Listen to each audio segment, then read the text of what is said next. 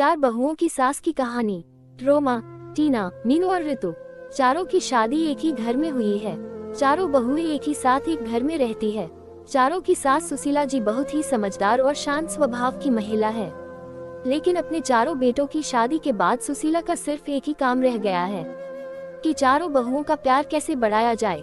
एक दिन सुशीला के घर उसकी बहन आई। सुशीला की बहन, सुशीला तू तो बहुत खुशकिस्मत है, तेरी चारों बहुएं तो बहुत सुंदर है और तेरा बहुत ख्याल भी रखती है, तुझे तो घर के काम की चिंता ही नहीं रहती होगी। सुशीला, अरे कहा दीदी, मुझे तो हर समय यही चिंता रहती है कि कहीं इन चारों में लड़ाई ना हो जाए।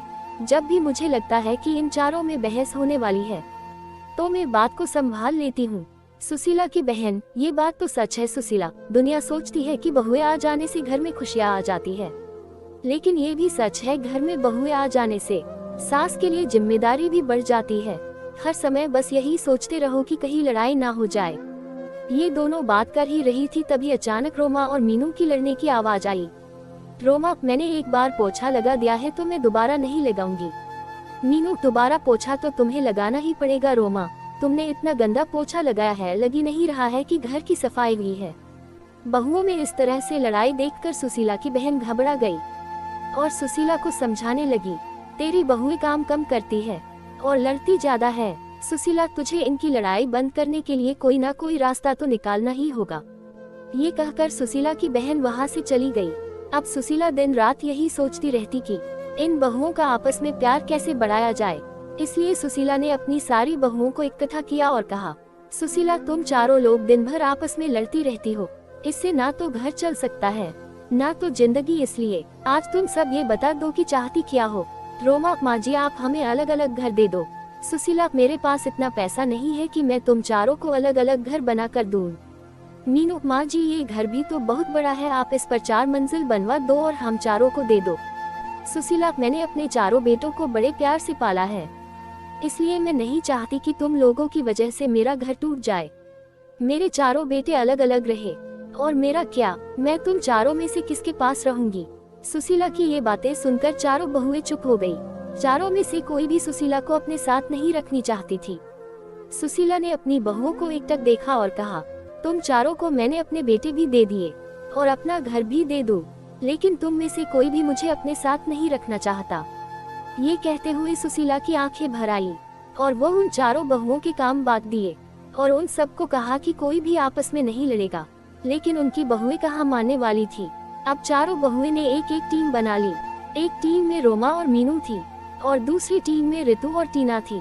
चारों आपस में लड़ती तो नहीं थी, लेकिन एक दूसरे की चुगली करने लगी थी। एक दिन टीना और ऋतु ने अपनी सास से कहा, टीना, माँ जी, आपको पता है रोमा 12 बजे से सो रही है, आज तो उसने सिर्फ घर की झाड़ू ही लगाई है और पोछा भी नहीं लगाया।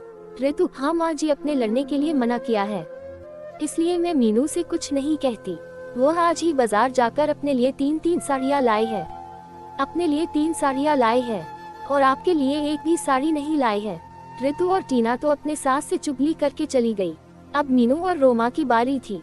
मीनू, माँ जी, आपने ऋतु को तो सर पर चढ़ा रखा है, वो हमेशा रोटियां जला देती है और आपके बेटे भी बोल रहे थे कि ऋतु की हाथ की रोटियां अच्छी नहीं लगती। रोमा और माँ जी, कल टीना ने सबके कपड़े धोए पर मेरे नहीं धोए। मैं खाना बनाती हूँ तो सबके लिए बनाती हूँ ना, मैं किसी दिन उसके लिए खाना ना बनाऊँ तो उसे कैसा लगेगा। सुशीला सारी बहुओं की बातें सुनती और सर पकड़कर बैठ जाती। इसी तरह दिन बीत रहे थे। जब बहुओं को लगा कि हमारी सास तो हमें घर बनाकर नहीं देगी, तो चारों बहुओं ने अपने अपने पतियों को भड़काना शुरू कर दिया। जैसे ही उनके पति काम से आते, वैसे ही चारों बहुओं चुगली करने में लग जाती। एक दिन जब उनके पति घर आए तो रोमा बोली, रोमा, सुनो जी, मैं इस घर में नहीं रह सकती, मैं सारा दिन घर का काम करती हूँ और फिर भी आपकी माँ और आपकी भाभीयों की ताना सुनती हूँ। रोमा का पति, मैं भी रोज रोज के लड़ाइयों से दुखी हो चुका हूँ, आज तो फैसला हो ही जाए।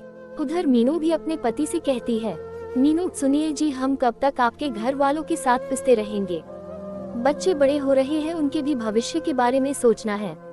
आप तो सारे घर का खर्चा चलाते हो और मैं घर के काम में लगी रहती हूँ। माँ जी से बोलिए ना, इस घर को तोड़वा कर फ्लैट बनवा दे, हम आराम से रहेंगे। मीनू का पति, तुम ठीक कह रही हो, आज माँ से इस बारे में बात कर ही लेता हूँ। आखिर हमारी भी तो पर्सनल लाइफ है। सुशीला के बेटे उससे बात करने के लिए आए और पीछे पीछे बहुएं भी आ गई। बेटा, माँ कहाँ हो आप, बाहर आओ तो। सुशीला कमरे से बाहर आती है। बेटा, माँ आप घर को तोड़वाकर फ्लैट बनवा दो ना, सब साथ में नहीं रह सकते। दूसरा बेटा, हाँ माँ, हम सबको एक एक रूम मिला हुआ है, हमारे बच्चे बड़े हो रहे हैं, उनको भी अपना रूम अलग से चाहिए ना। और जो आपकी बहुओं में 24 घंटे लड़ाई होती रहती है वो भी नहीं होगी। अलग अलग रहने से आपको भी शांति मिलेगी और हमें भी। माँ, अच्छा तुम्हारी पत्नियाँ ये घर तुड़वाने के लिए मुझे नहीं मना पाई तो मेरे बेटों को ही भड़का दिया। मैं इस घर को तुड़वाने नहीं चाहती। इस घर में तुम्हारे पिता की यादें हैं, तुम्हारा बचपन बिता है और तुम चारों अपने पत्नियों को समझाने के बजाय मुझसे ये घर तोड़वाने के लिए बोल रहे हो। सुशीला ने अपने बेटे और बहुओं को बहुत समझाया लेकिन कोई भी राजी नहीं हुआ और मजबूरी में सुशीला को अपना घर तोड़वाना ही पड़ा। जैसे जैसे हथौड़ा घर की दीवारों पर चोट कर रहा था, सुशीला को वो चोट अपने दिल पर महसूस हो रही थी। अब कुछ दिन बाद उस घर की जगह एक आलीशान बिल्डिंग खड़ी थी। सुशीला ने अपने चारों बेटे और बहुओं को बुलाया और कहा, सुशीला, तुम चारों के फ्लैट बनकर तैयार हो गए हैं, अब तुम सब आराम से रह सकते हो। तुम अपने अपने परिवार के साथ खुश रहोगे, लेकिन मेरा परिवार तो तुम सब हो, तुम्हें अलग अलग जाता देख मुझे कितना गैक हो रहा है, कैसे बताओ। बेटा, माँ आप कहाँ रहेंगी, मतलब हम में से किसके साथ रहेंगी। सुशीला, तुम फिक्र मत करो बेटा, तुम्हारी बूढ़ी माँ किसी पर भी बोझ नहीं बनेगी। पेंशन तो आती है मेरे पास, उससे मेरा गुजारा हो जाएगा। तुम चारों एक एक फ्लैट में रह लोगे तो ये नीचे का हिस्सा बचेगा, मैं वही रह लूंगी। चारों बेटे अपनी अपनी पत्नी और बच्चों को लेकर चले गए और आराम से रहने लगे। सुशीला पूरे दिन यही रहती और यही सोचती, मेरी बहुओं में मुझसे मेरे चारों बेटों को छीन लिया, चारों में से कोई भी मेरे पास नहीं आता, लेकिन सभी दिन एक जैसे नहीं रहते। कल मेरी जगह मेरी बहुएं भी होंगी, तब देखती हूँ।